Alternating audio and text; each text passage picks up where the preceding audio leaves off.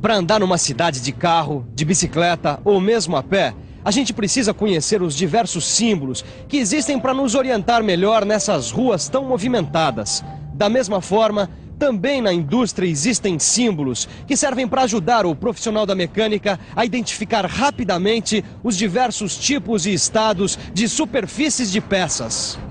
Por isso, nessa teleaula, você vai saber como os símbolos foram convencionados na mecânica, sendo representados por desenhos técnicos. Além disso, você vai aprender como é e como funciona o rugosímetro. Agora você me dá licença que a nossa teleaula está começando.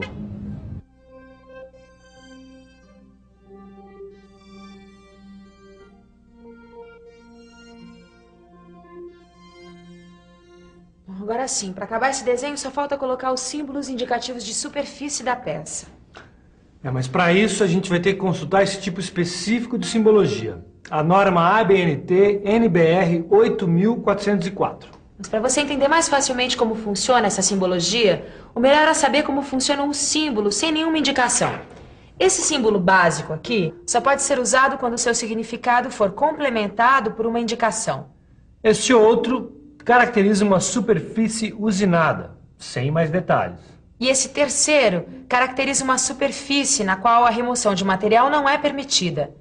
Ele indica que a superfície deve permanecer no estado resultante de um processo de fabricação anterior. Poxa, Silva, pelo menos agora eu entendi a parte básica dessa simbologia. Também mais cedo ou mais tarde, eu vou ter que saber para que serve cada símbolo desse. Então está na hora de você saber como ficam os símbolos com a indicação da característica principal da rugosidade RA. Dá uma olhada aqui. Aqui a remoção do material pode ser facultativa, exigida ou não permitida. Mas seja qual for o caso, tá?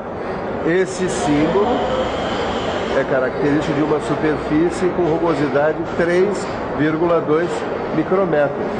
Então aqui quer dizer que, independente da remoção do material ser facultativa, exigida ou não permitida, o significado deste símbolo é uma superfície com rugosidade de valor máximo RA igual a 6,3 micrômetros e o mínimo igual a 1,6 micrômetros. Eu tô certo, Silva? É isso aí, garoto. Agora, além de indicarem a característica principal da rugosidade, os símbolos também podem trazer informações complementares muito importantes. Quer saber como? Então preste atenção e fique por dentro.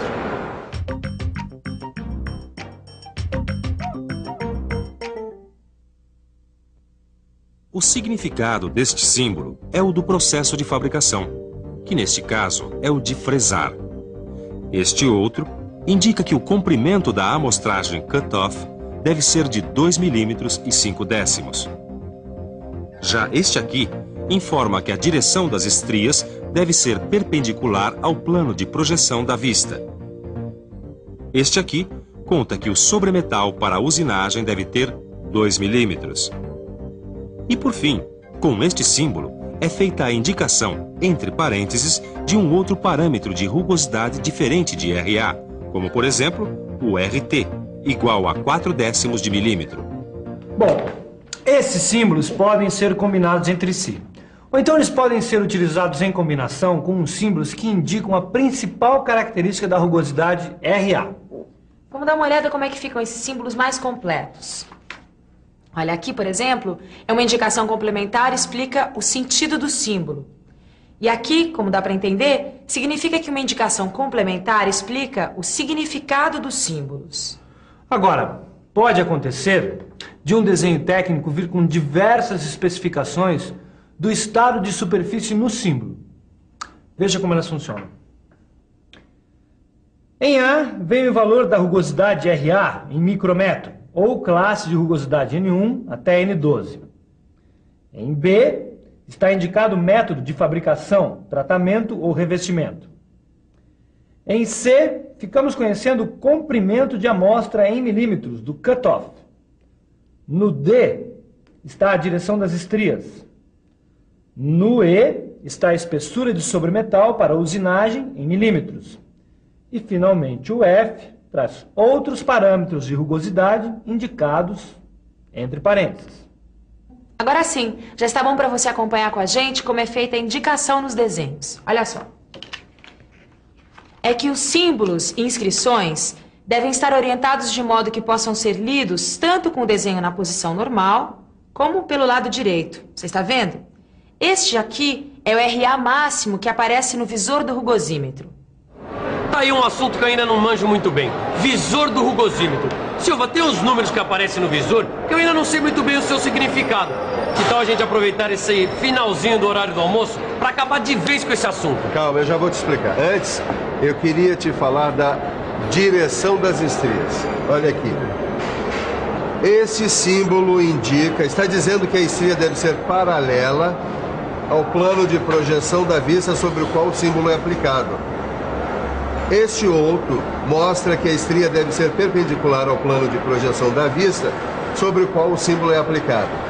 E este aqui indica que as estrias devem ser cruzadas em duas direções oblíquas em relação ao plano de projeção da vista sobre o qual o símbolo é aplicado.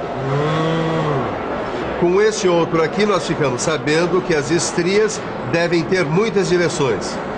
Este outro informa que a direção das estrias é aproximadamente central em relação ao ponto médio da superfície ao qual o símbolo é referido. E esse último diz que a direção das estrias deve ser aproximadamente radial em relação ao ponto médio da superfície ao qual o símbolo é referido. Mas, Silva, se for preciso definir uma direção das estrias que não esteja claramente definida por nenhum desses símbolos que a gente viu... Tito, nesse caso, a estria deve estar descrita no desenho em uma nota adicional. Mas, no geral, o importante que você tem que saber é que a direção das estrias é a direção predominante das irregularidades da superfície, que geralmente são resultado do processo de fabricação. Ah, agora eu entendi, Silva. Bom, então já está na hora da gente falar do rugosímetro. Para entender melhor como funciona o rugosímetro, você pode pensar nessas antigas vitrolas. Nelas, o som que ouvimos é produzido quando a agulha entra em contato com o sulco do disco, que são essas reentrâncias aqui. Só que em vez de som, o rugosímetro produz uma medida ou uma imagem que representa a rugosidade da peça. O rugosímetro é muito usado na indústria para o controle de superfície de peças e ferramentas.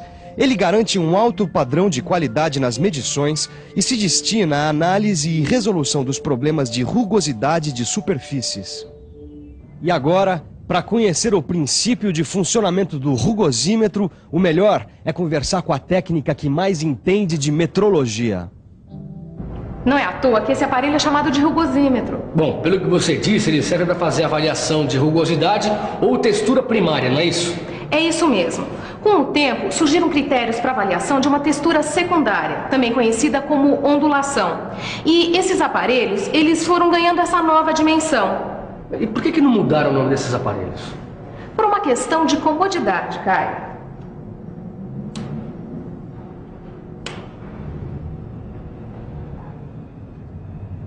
Assim, ficou o nome genérico de rugosímetro também para esses aparelhos que, além da rugosidade, medem a ondulação.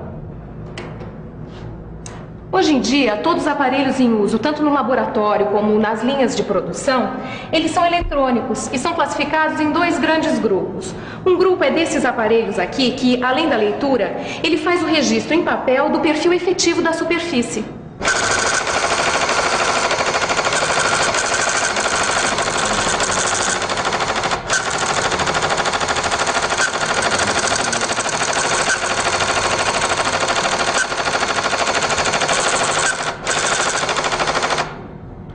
Eles têm mais uso nos laboratórios, pois também apresentam um gráfico que é importante para uma análise mais profunda da textura superficial. Mas, Silva, me diz uma coisa. Esse outro grupo de rugosímetros é igual a esses aparelhos que a gente utiliza aqui na linha de produção? É. A diferença em relação aos aparelhos usados lá no laboratório é que esses aqui só fazem a leitura dos parâmetros da rugosidade. E essa leitura tanto pode ser analógica quanto digital. Esse grupo de aparelhos é muito usado na linha de produção. Olha aqui, é como esse rugosímetro portátil digital. Agora você vai conhecer cada uma das partes que formam os aparelhos para avaliação da textura superficial. Você vai ver que a primeira delas se parece muito com uma agulha de vitrola. É o apalpador, também chamado de picape. Repare que ele desliza sobre a superfície que vai ser controlada, levando os sinais até a agulha exploradora das irregularidades. A unidade de acionamento é a parte que desloca o apalpador sobre a superfície numa velocidade constante e por uma distância desejável, mantendo-o sempre na mesma direção. O amplificador contém a parte eletrônica principal. Ele tem um indicador de leitura que recebe os sinais da agulha, amplia esses sinais e depois calcula em função do parâmetro escolhido. Registrador é um acessório do amplificador que em alguns casos é incorporado a ele próprio e fornece a reprodução em papel do corte efetivo da superfície. Agora, eu já conheço os dois grupos de rugosímetros e sei como funcionam todas as partes do aparelho. Só falta agora colocar a mão na massa, Sofia. Ainda não, Caio. Você precisa conhecer os processos de determinação da rugosidade. Como tudo na mecânica, o processo de utilização do rugosímetro ele obedece a determinados critérios. Tá, e como é que é isso? Bom, o processo consiste no seguinte. Basicamente, em percorrer a rugosidade com um apalpador de formato normalizado, acompanhado de uma guia ou patim, em relação ao qual ele se move verticalmente. Posso tentar fazer dessa forma aqui? Pode sim, Caio. Mas repare que enquanto o apalpador acompanha a rugosidade, a guia ou patim acompanha as ondulações da superfície. O movimento da agulha é transformado em impulsos elétricos e registrado no mostrador e no gráfico. Enquanto o Caio pratica um pouco mais a forma correta de usar o rugosímetro, por que você não aproveita e faz uma boa revisão? E atenção, se liga aí que é hora da revisão. Na teleaula de hoje, você acompanhou em detalhes os diversos símbolos utilizados na indicação do estado de superfície e viu como estes símbolos são usados em desenho técnico. Aprendeu a diferença entre os dois grupos de rugosímetros. E ainda ficou sabendo como funcionam cada uma das partes deste aparelho. Se você não quiser esquecer nada do que aprendeu hoje, abra o seu livro de estudos e mãos à obra. Nele você vai encontrar exercícios que vão ajudar a fixar os novos conhecimentos. Pratique e progrida no curso profissionalizante. Até! Até a próxima!